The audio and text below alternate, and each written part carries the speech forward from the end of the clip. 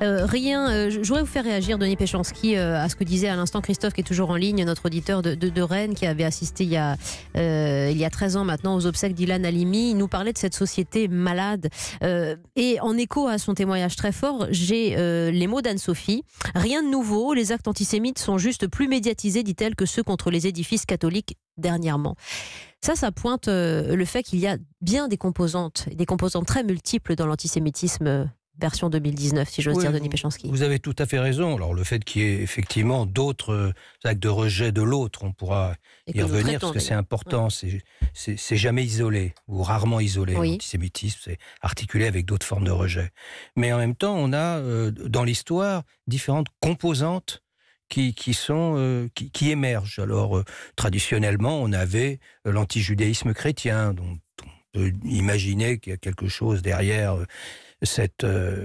l'affirmation de votre auditrice, c'est-à-dire finalement derrière les Juifs, c'est les assassins du Christ. Ça a été très très fort, 18e, 19e, début 20e, vraiment très fort. Et ça reste comme petite musique de fond dans certains milieux. Et puis, vous avez eu un antisémitisme radical, fondé sur les stéréotypes, face à ceux qui étaient considérés comme une population qui faisait écrouler de l'intérieur la société, qui la pourrissait de l'intérieur et qui était responsable de sa décadence. Et ça, on a eu ça en continuité avec Drummond, avec quelques autres. Donc la France juive de Drummond, ou bien pendant la Deuxième Guerre mondiale, avec le discours de Pétain, de Vichy, sur les responsables de la défaite.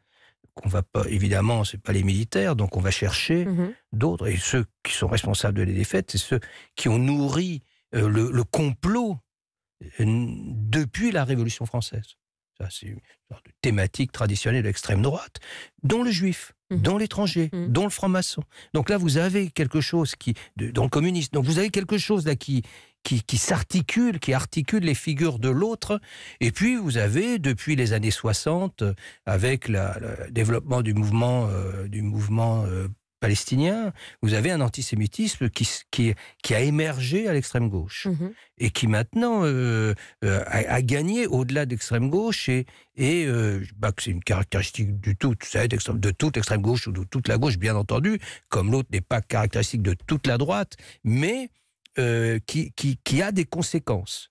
Parce que ça joue sur les stéréotypes, et ça n'est pas par hasard, si ça n'est pas que dans les manifestations d'extrême droite qu'on a eu ces gestes et ces mots et ces images antisémites. Et là, ça s'est radicalisé, bien entendu, avec le djihadisme et ce qui s'est passé dans les banlieues. Bon, là, on a des segments de la société qui sont travaillés par un antisémitisme qui correspond d'ailleurs aussi à un repli identitaire.